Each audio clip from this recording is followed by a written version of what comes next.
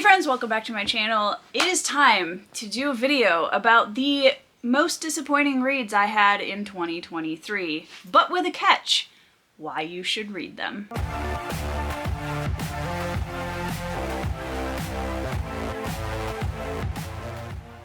I have 7 books that I chose to do for this video, and this will be a spoiler-free video, so if you haven't read any of these, don't worry about it. I'm not going to spoil anything. But let's get started. For anybody who had a wonderful, amazing time with the books I'm about to mention, we can still be friends, I promise. I love that for you. I respect that you love these books. That's amazing. And that's part of why I want to do this video, because I believe very strongly that books that don't work for me might be somebody else's absolute favorite. And that's just the nature of this game. Let's get started with my first partial hot take, which is going to be Dungeon Crawler Carl. So I can already imagine the comments, but hear me out. So Dungeon Crawler Carl is a progression fantasy written by Matt Dinniman, and if you listen to the audiobooks, which you absolutely should if you're going to read this series, narrated by the impeccable Jeff Hayes. And when I say impeccable, I'm not an audiobook connoisseur by any means, but man, what an incredible narrator Jeff Hayes is. He really takes the story that Matt Dinniman created and brings it to such an incredible amount of vibrant life that you would imagine it is an audiobook drama. I mean, it is. It's an audiobook drama by one person. Dungeon Crawler Carl is a progression fantasy about a man who gets trapped in a layered dungeon it's kind of a post-apocalyptic kind of scenario, and he finds himself trapped in the middle of this very deadly game, and he is accompanied by his cat, Princess Donut, the Queen Anne chunk. Now, Carl and Donut are an incredibly beloved pairing, and I completely understand why. That was one of the things that I loved about this book. I loved the bickering between the two of them. They're both very funny characters, and they play very well off of each other. There's so much just hilarious gamer nerdery that shows up in this book, which was something I really enjoyed as a gamer myself. I thought it was really funny, and it was great. I loved all of that about it, and I honestly can completely understand why this series is so beloved. For me personally, where I started having issues with the story is the amount of info dumping, especially in the early parts of the story, was really difficult. And now having started book 2 just to kind of see what I thought of it, I got a lot of that again in the beginning of book 2. So that is something that I found was a bit difficult to get past, because even for somebody who is a gamer and who understands everything that's being said, it's just a lot. It's a lot of information to take in. What really pulled this series down for me was the humor. There's so much really funny humor in this series. I loved 60% of it. The other 40% went into a very crude, gross, sexual, gratuitous kind of area that I just got tired of really quickly. And I don't enjoy books that lean on that kind of humor to be funny. I didn't find it funny, and for me, every time it kind of threw me back out of the story. That was the thing that really disappointed me about Dungeon Crawler Carl, and one of the reasons why I was a little hesitant to continue the series, and I still haven't really continued the series yet. I'm not entirely sure where I'm going to land on that. I do think that this is a really great example of progression fantasy. I think it's done really well, and it has strong enough characters that the leveling doesn't feel like the point of the story, which I think is actually harder to pull off in progression fantasy than a lot of people give it credit for, so kudos to Matt Dinniman for that. And again, Jeff Hayes as an audiobook narrator, that is absolutely the way to experience this book. So if you're interested in trying Dungeon Crawler Carl, definitely listen to it on audio if you can. Next up is, man, I'm just really setting myself up here. Next up is another favorite series in the fantasy community, and another one of my most disappointing reads of 2023 was The Last Argument of Kings by Joe Abercrombie.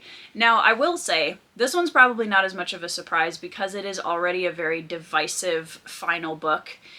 In this trilogy, a lot of people, it seems to be very polarizing. People either love it or they really don't like it. The Last Argument of Kings, and again, I'm not going to spoil anything, it is the final book in the First Law trilogy, and I enjoyed a lot of aspects of book 1. I thought book 2 really took a lot of great steps in the right direction for me as a reader.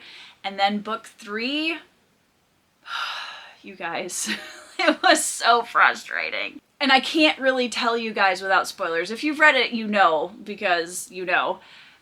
It just sort of removed the point of the entire trilogy for me. And was like, so what was the point of any of that, you know? So that was a huge disappointment for me, and I really struggled with some of the characters in this trilogy. That being said, why I think you should read the First Law trilogy. This is a polarizing opinion. A lot of people really love the ending because they think it's really fresh and it's a subversion of a lot of very common fantasy tropes, which I would completely agree with. I think that Abercrombie does an incredible job taking a bunch of those very typical fantasy elements and just twisting the heck out of them, and I love that. He also has such a vibrant voice with these characters. His characterization, the dialogue is so good. It's so funny. It's so fresh. It's so interesting. And you definitely invest in the characters very quickly for most people. And especially the famous Glokta, who is our torturer character that everyone loves. Just the amount of incredibly well done characterization with him is phenomenal. So again, I definitely think that Abercrombie is a very talented writer. This was a series where the ending just unfortunately for me really didn't land where I wanted it to. Let's take a little swerve over to manga and manhwa. Most people have heard of manga, but a lot of people have no idea what manhwa is. So manhwa is a basically Korean graphic novel. It's basically the same thing as manga, but it is put out by a Korean artist. So manhwa.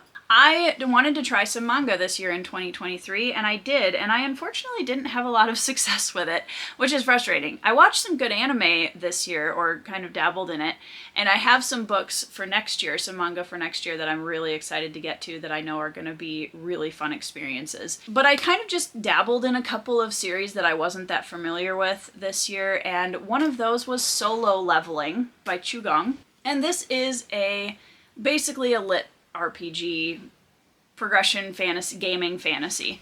And what that means is you have a character who is leveling up. It's like playing a game, but in a book format, essentially. So you get all of the stats, you get all of the leveling up. Here's your new abilities and things. Solo Leveling follows a young dungeon delver by the name of Jinwoo, who is kind of the lowest class of dungeon crawler in this world. And he's leveled up through this book and gets more experience. I realized in this series that this particular type of lit RPG is not for me. I'm not a big fan of being told all of the stats, and basically I'd rather just play a video game, essentially, is what the kind of the conclusion I came to. What I really liked about this manhwa, though, is the art style. The art style in this manhwa is incredibly beautiful. It is very well drawn. It has some beautiful color palettes in it. And it's a very pretty style of artwork. I liked a lot of the concepts. Volume 1 I actually liked more than Volume 2 and 3. I did read 3 of them because I felt like it leveled up too quickly, and that was one of the big issues I had with it. And also it just, I could see the potential for the depth in the world building and the characters that I wanted, and I just wasn't getting it. Now again, I only read 3 volumes, so I don't know what the rest of the series looks like. It reads incredibly quickly, so if you like lit RPG and you like fast-paced, really beautiful artwork, please give this a shot because it's really lovely. Moving on to a manga that I read this year that you guys have heard me talk about already if you've watched my channel for this year, and that is Alice in Borderland by Haro Aso. Now this series was such a disappointment for me, you guys, because, and this is where the I like it and why you should read it side comes in, if you are interested in watching a post-apocalyptic kind of death game sort of series, please go to Netflix and watch Alice in Borderland.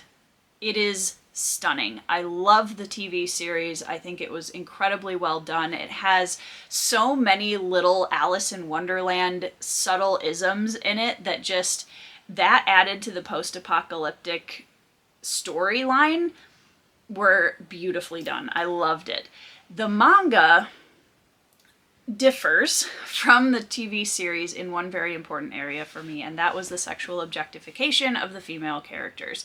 I got really tired of every single frame of every single page of every single female character involved in this story being shown from incredibly sexualized angles, and I drew the line when I came to a point where there was a body that was deceased that was drawn very suggestively, and that was where I drew the line. I was like, you know what, I've had enough of this, and this is just crossing so many lines for me here. I hate it.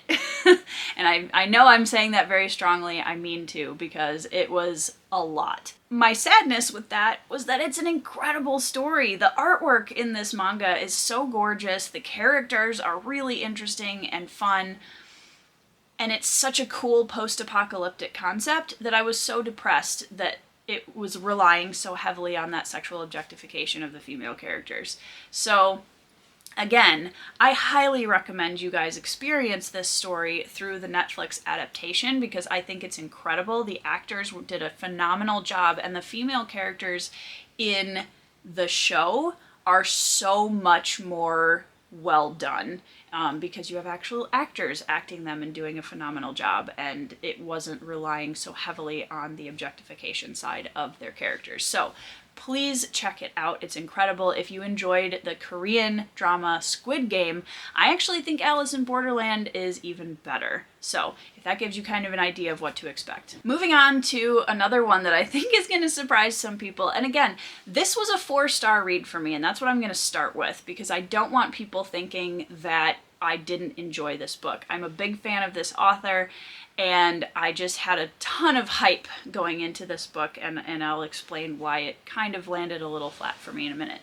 But that is Shadow of the Gods by John Gwynne. Now, I have already read the Faithful and the Fallen series last year, really enjoyed a lot of different aspects of Faithful and the Fallen. I think John Gwynne is one of the best army combat writers out there. He's incredible at it, and it is so much fun to read. His older characters especially, I love. And I was a big fan of a lot of things in Faithful and the Fallen. So going into Shadow of the Gods, I know that a lot of people love this series. It's only 2 books currently, and I'm sure that book 3 is in the works. I know that John Gwynne has had some pretty horrific family tragedies go on this past year, and I hope that he is taking his time to just come back when he's ready. So I loved the world building in Shadow of the Gods. It's incredible. The magic system is such an awesome, just Nordic beast magic kind of inspired storyline, and I adore that. I love it. It's so good. The characters, there are only 3 POVs in Bloodsworn, which is a big shift from Faithful and the Fallen, where we had a gazillion of them immediately in book 1.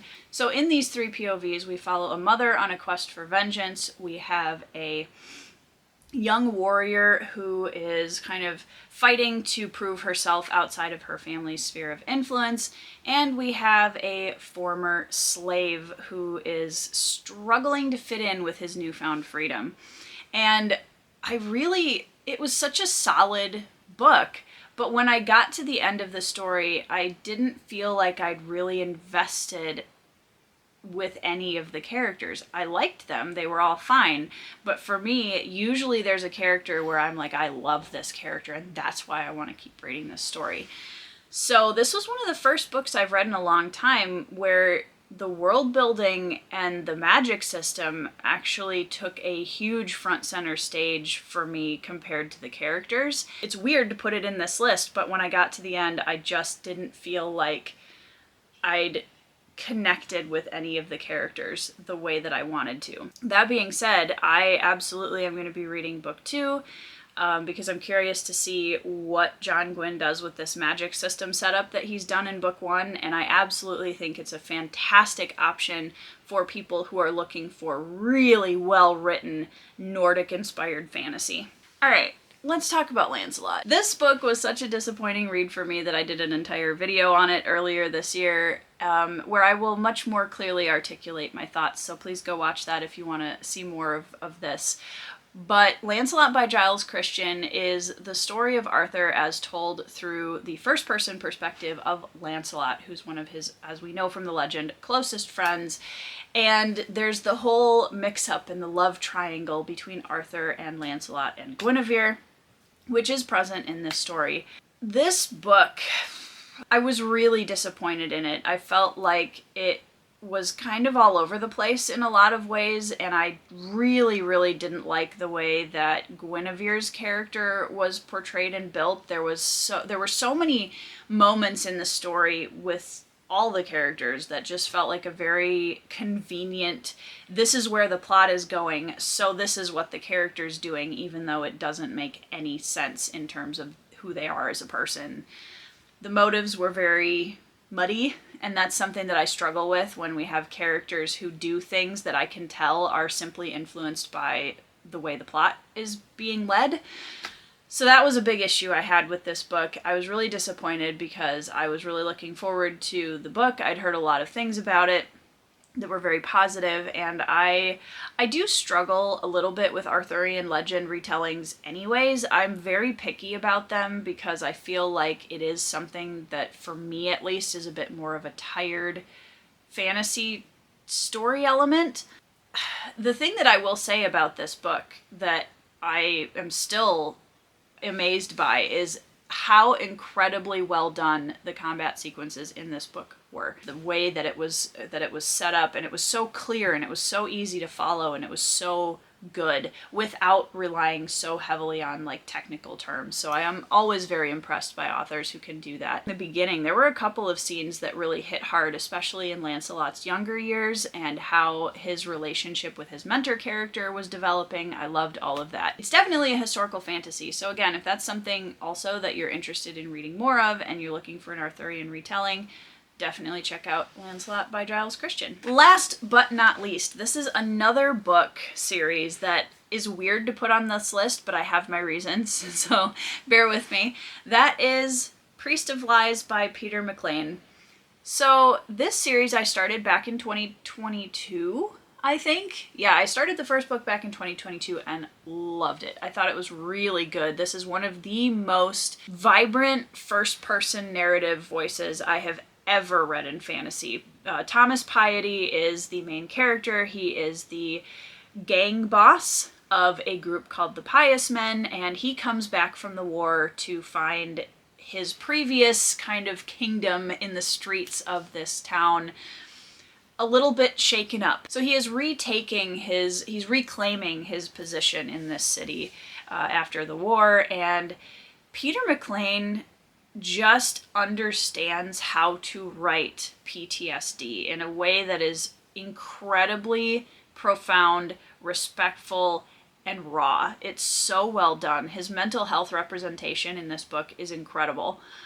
And I love book 1. Moving into book 2 and then also book 3, which I have also read at this point, I do plan on finishing the 4 books because I'm 3 books in already and I do want to finish it. But in book 2, we took a swerve in terms of the story plot line. I just really didn't love it. We moved away from the really raw, gritty, kind of street character-driven plot line into something that expanded into a larger scope, which series always do. But in this particular book, I just struggled with the direction it took, and it turned especially the character of Thomas Piety into a character that I wasn't really as invested in.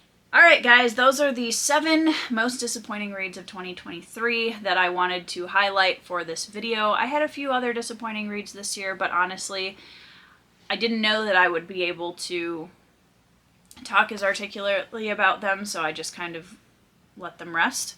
But I would love to know down in the comments, what are some of your most disappointing reads of 2023 and why should somebody else read them? What was something about them that you think would appeal to another reader? Because that, I think, is a way that a lot of people, you'd be surprised how many people find their next reads based on the more negative opinions about them by other people. I certainly do that. When I'm interested in reading a book, I'm curious to see what people didn't like about it, because sometimes those are the exact things that I will end up loving. So anyways, I hope you guys are having a fantastic week. I hope you're reading 5-star reads, and I will see you in the next video.